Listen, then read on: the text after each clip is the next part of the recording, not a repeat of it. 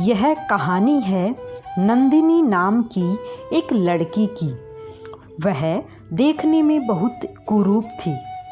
उसका नाम तो नंदिनी था, लेकिन गांव के ज़्यादातर लोग उसे बदसूरत लड़की कहकर बुलाया करते थे। वैसे नंदिनी किसी की बात का बुरा नहीं मानती थी, क्योंकि वह अच्छी तरह जानती थी कि वह बहुत बदसूरत लड़की है। नंदिनी बड़ी हो चुकी थी और अब उसके घर वालों को उसकी शादी की चिंता सताने लगती है, क्योंकि नंदिनी दिखने में बिल्कुल सुंदर नहीं थी।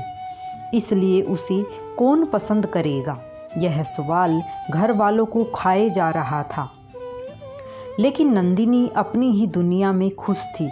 उसे शादी करने की इच्छा नहीं थी।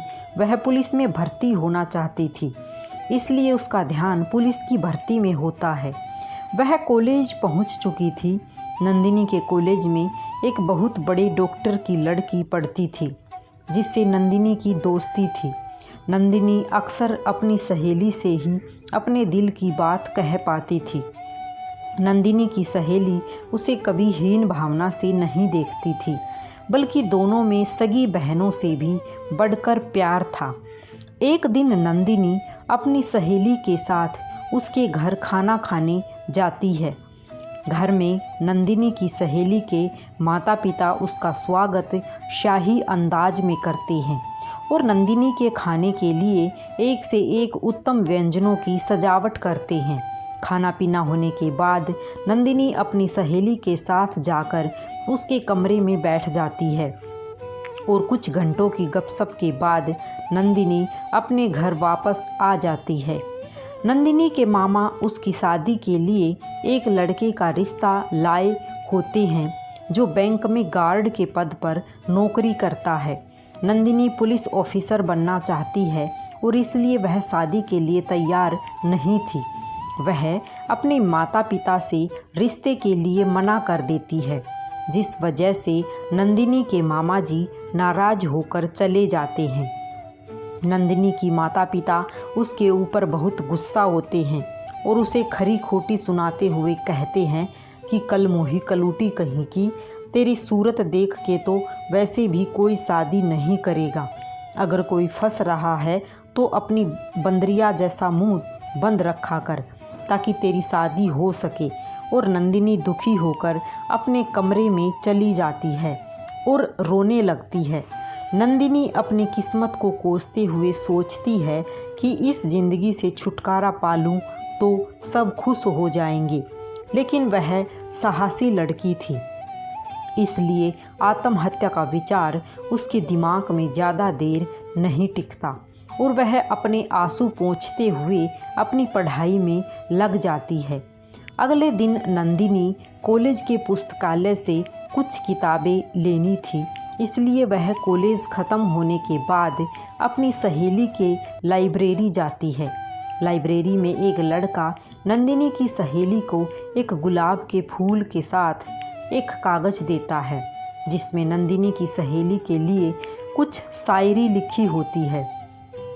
नंदिनी की सहेली उस लड़के को वह कागज़ वापस लौटा देती है और कहती है, मुझे इन सब बातों में कोई दिलचस्पी नहीं, कृपया दोबारा मेरे साथ ऐसी हरकत मत करना। और दोनों वहाँ से चली जाती हैं। वह लड़का उसे अपनी प्रेमिका समझने लगता है और वह उसे एक तरफा प्यार करने लगता है। अगले दिन दोनों सहेलियाँ अपनी क्लास में बैठी होती हैं। अचानक वही लड़का दोबारा उनके सामने आकर बैठ जाता है और फिर से नंदिनी की सहेली को प्रपोज करता है। लेकिन इस बार उसे लड़की एक ज़ोरदार थप्पड़ मारती है। लड़का कुर्सी से नीचे गिर जाता है। क्लासरूम में छात्र छात्राओं की भीड़ लग जाती है। सभी के सामने लड़की का थप्पड़ पड़ने से उसे बहुत बेइज्जती महसूस होती है। वह गुस्से में क्लासरूम से बाहर चला जाता है और अब वह अपनी बेइज्जती का बदला लेना चाहता था। इसलिए वह एक फैक्ट्री से मैनेजर के जरिए पैसे देकर तेजाब की व्यवस्था करता है और कॉलेज की छुट्टी होने के समय गेट के पास खड़ा हो जाता है। जैसे ही नंदिनी और उसकी सहेली वहां आते हैं, वह लड़का अपने पीछे तेजाब छुपाकर उनके सामने आ जाता है और नंदिनी से वहां से दूर जाने को कहता है। वह उस लड़की से आखिरी बार बात करना चाहता था।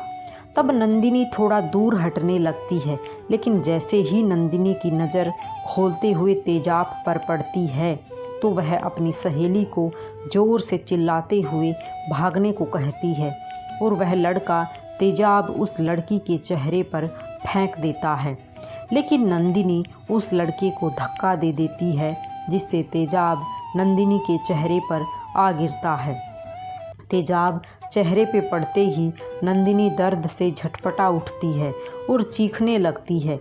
वहाँ उपस्थित भीड़ उस लड़के को पकड़ लेती है और पुलिस के हवाले कर देती है। नंदिनी का पूरा चेहरा तेजाब से झुलस चुका था। उसे अस्पताल लाया जाता है। नंदिनी की सहेली को नंदिनी के लिए बहुत बुरा लग रहा था, क्योंकि नंदिनी पहले से ही अपने चेहरे को लेकर दुखी थी और तेजाब की वजह से वह भयानक दिखेगी। नंदिनी के साथ हादसा होते ही उसके माता पिता अस्पताल आ जाते हैं। वह अपनी बेटी को तकलीफ़ में देखकर रोने लगते हैं। नंदिनी की सहेली उन्हें दिलासा देते हुए कहती है, आप चिंता मत करिए, सब ठीक हो जाएगा। नंदिनी बहुत बहादुर लड़की है। उसने मुझे बचाने के लिए अपने चेहरे पर तेजाब ले लिया। नंदिनी की सहेली के पापा, जो कि डॉक्टर हैं, जैसे ही उन्हें पता चलता है कि उनकी बेटी को बचाने के लिए नंदिनी ने अपना चेहरा जला लिया, वह कुछ ही मिनट में अस्पताल पहुंच जाते हैं और अस्पताल पहुंचते ही डॉक्टर अपनी बेटी से मिलते हैं और नंदिनी के मेडिकल टेस्ट की रिपोर्ट देखते हैं। वह नंदिनी को अपने हॉस्पिटल ले जाने की प्रक्रिया पूरी करते हैं। दरअसल वह एक स्किन स्पेशलिस्ट हैं और ऐसे मरीजों के लिए उनका अस्पताल अच्छा इलाज मुहैया करवाता है। नंदिनी के माता पिता उसे दूसरे अस्पताल जाने की मंजूरी दे देते हैं। दरअसल वह मन ही मन में सोच रहे थे कि नंदिनी न बचे तो ही ठीक है, क्योंकि इतनी बड़ी ज़िंदगी में वह किसके सहारे जिएगी। वह अपनी बेटी के भविष्य के लिए चिंतित थे, लेकिन होनी को कुछ और ही मंजूर था। 1 महीने के इलाज के बाद नंदिनी का ऑपरेशन पूरा हो चुका था और जैसे ही डॉक्टर उसका चेहरा खोलते हैं, वह किसी खूबसूरत अप्सरा की तरह लग रही थी। डॉक्टर नंदिनी को कहते हैं, बेटी तुम्हें बहुत बड़ा झटका लगने वाला है, क्या तुम तैयार हो? नंदिनी को थोड़ा तकलीफ़ हो रही थी।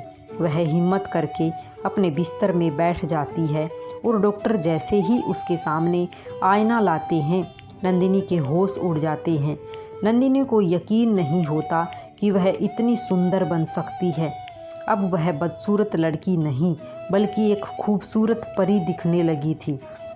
नंदिनी की सहेली उसे देखकर खुश हो जाती है और उसके माता पिता भी उसे देखकर हैरान हो गए और खुशी खुशी उसे घर ले गई। इंसान का शरीर नहीं, बल्कि मन सुंदर होना चाहिए। भगवान जी भी मन की सुंदरता को ही देखते हैं, ना कि इस शरीर की सुंदरता को। राधे राधे सभी को। अगर कहानी पसंद आई हो तो चैनल को सब्सक्राइब ज़रूर करें।